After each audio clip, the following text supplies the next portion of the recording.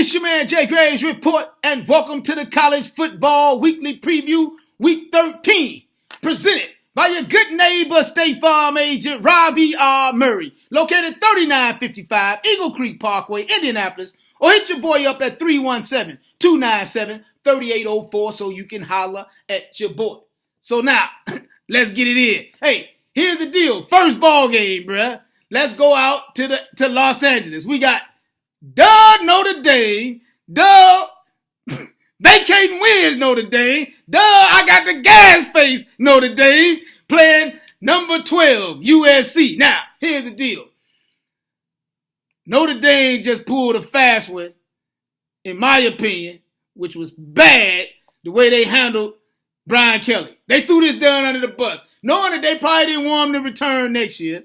He got all these allegations come up with the NCAA telling these boys they got to vacate victories from 2012 through 2013. Remember, 2012 is when they went to the national championship and played Alabama, got the brakes beat off of them, I might add. But even when the boy is 4-7, you know he was going to get fired anyway after the season was over. But you ain't got to make him look stupid out here, and don't hang out with him at the press conferences, etc. It's dumb. But nobody wants to be playing USC right now. USC is on a 7-game winning streak. They playing better than anybody in America. But I do have to say, Doug Herbstreit and the rest of the cats on the college football playoff committee last night was talking reckless and crazy on the committee, on the show, saying that, especially Herbstreit, saying that USC, probably one of the best teams in America, should be in. And do you think that there are other teams that are better than them? Because right now it don't matter, bruh. They got 3 losses. And the fact that they got 3 losses disqualifies them to be able to play for a national championship when you got other teams that have 1 loss, 2 losses, or are going to play for big conference championships, etc. USC don't have a shot of playing at a conference championship. They got 3 losses. They dub. They out. That's like using the argument saying that, well, NC State was a better team than Alabama. Don't matter, bruh, because they only had to play 1 ball game. They played that ball game 10 times. Alabama would have won that ball game. But guess what? They only had to play it 1 time. You only have to be the best team for 3 hours. So using the argument that USC is a better team than Washington, than Wisconsin or Penn State or whoever you want to put in front, put out there, it don't matter, bro. They got 3 losses. They was dub when they need to be dub. Let me quote the magnificent Bill Parcells. You are what your record says you are. Period. Now, let's move on, because USC beats the brakes off of Notre Dame. The leprechaun out there butt naked running around LA right now trying to find somewhere to hang out. Let's move on to the next ball game. Now, we got Florida going up to Tallahassee to play number 14, Florida State. Now, this is a huge rivalry game. Florida's coming off of a big win, beating LSU about a week ago, 16-10, when LSU tried to manipulate them boys and had a game played in Baton Rouge when it should have been played in the swamp. But they win the ball game 42 days later. It is what it is. Now, Florida has a great defense, but has no offense, bro. They had to switch out quarterbacks twice this year, and they might have to go in a third round. They have no offense. They got great defense. Here's the problem. Florida State is rolling right now. Now, they was done early in the season. They got 3 losses. They lost by only 3 points to Clemson. Then they went up to Louisville, got the brakes beat off of them 63-20. Then they came out and lost by a field goal at the end of the ball game to North Carolina. So they rolling.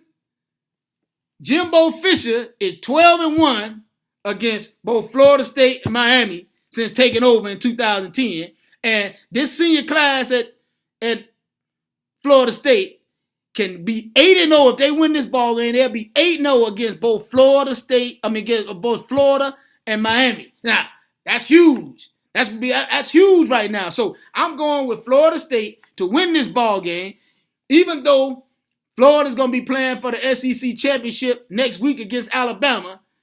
They coming in trying to play this ball game because it's a rivalry game, but they gonna be dull. So let's move on to the next ball game. Now let's go down to Tuscaloosa. We got the Iron Bowl going on. We got number 13, Auburn, coming in 8-3, playing number 1, Alabama. Now here's the deal. Alabama is the real deal. They the only team in America that's still undefeated. They're 11-0. You got the true freshman, Jalen Hurts. Now this boy can hurt you on the ground and in the air. He's averaging 197 passing yards a game and 73 rushing yards a game. They got the number 1 defense in America when it comes to the run, and they got the number 2 scoring defense. So they solid across the table. Here's the difficulty that we run into with this ball game. Auburn front 7 is nuts. Nobody really been talking about them all year.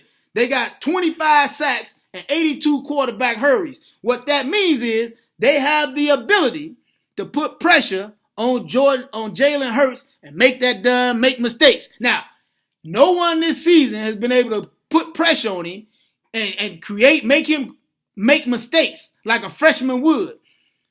You got to force him to throw the football, because if LSU did a great job of forcing him to throw the football, but then at one point they let the cat out the bag. He rushed for 114 yards on him. So you can't let him get loose with his legs. But because they can rush the passer, they really good at putting pressure on him. They going to flush him out, and he going to kill him on the ground. Alabama wins this ball game because Jalen Hurts kills these boys on the ground. That's what it's going to be. That's how it is. I just said it. Now, let's move on to the next ball game. We're going to go out to Washington, to Pullman, to the Apple Cup. Now, we got number 5, Washington, 10-1, playing number 23, Washington State, the 8-3. Now, this ball game is for all the marbles in the north of the Pac-12. This is the first time since 1936, when the AP started recording it, that both these teams were ranked. That means these two teams been done for a long time. But now we come into a ball game where they scoring crazy points. You got Washington averaging 44 points a game, putting up 482 yards a game, and then Washington State coming in with the air raid attack, averaging 42 points a game, putting up 512 yards per game under Mike Leach. Now, Luke Falk has put up almost 4,000 yards and 36 touchdowns. This cat is the real deal right now. But Jake Browning on the other side of the ball at Washington has put up 37 touchdowns. So it's going to be huge. This is the ball game that determines the Pac-12 championship. Because Washington State's playing at the crib, they still going to get beat by Washington. Washington goes in and win this ball game. I picked them to win it because they now will go and play for the Pac-12 championship, because all the marbles on the table. It is what it is. Now, let's move on to the last ball game. We got the game down in Columbus, Ohio. We got number 3, Michigan, goes out to Columbus to play number 2, Ohio State. Now, here's the deal. Ohio State is in a tricky situation, because if Ohio State wins this ball game, they need Penn State to beat Michigan State in order for them to win the Big Ten East, so they can go to the Big Ten Championship and play Wisconsin. Now, I know boys ain't following that.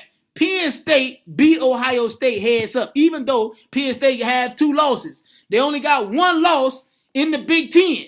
So now, Ohio State and Penn State both have a loss apiece, but Penn State owns the tiebreaker. So even if Ohio State beats Michigan and Penn State beats Michigan State, Penn State's going to represent that side of the ball, playboy. It is what it is. So, what boys better hope is Michigan to win this ball game. But, hey, the problem that Michigan runs into, Jordan Speight is day-to-day. Yeah, all the blogs and everybody saying that he's been practicing. He's practicing with the first team. We know he's going to practice, bro, because there's no tomorrow. The game is Saturday. There's nothing else left. Everything is on the table. So if the Dunn got to go out there in a prosthesis, he going to play. But how effective is he going to be on Saturday? Because he is day-to-day and questionable, I can't go with Michigan, even though Michigan got the number 1 total defense in America. They got the number one pass defense in America, number one scoring defense in America. They got to be able to score at least 16, 17 points to win this ball game. And if Jordan Speight is not healthy, they may not be able to score that many points in this ball game on the road against Ohio State. Same team that beat the brakes off of them last year, but Ohio State is young. So that is an advantage to Michigan. But if I got to put my name on it, I got to go with Ohio State to win this ball game because Jordan Speight is day-to-day. It's your man, Jay Graves Report for the JGravesReport.com. Or you can hit me up on Twitter at JGravesReport so you can holler at your boy. And always remember that this segment is presented by your good neighbor State Farm agent Ravi R. Murray, located 3955 Eagle Creek Parkway, Indianapolis, or hit your boy up at 317-297-3804 so you can holler at your boy.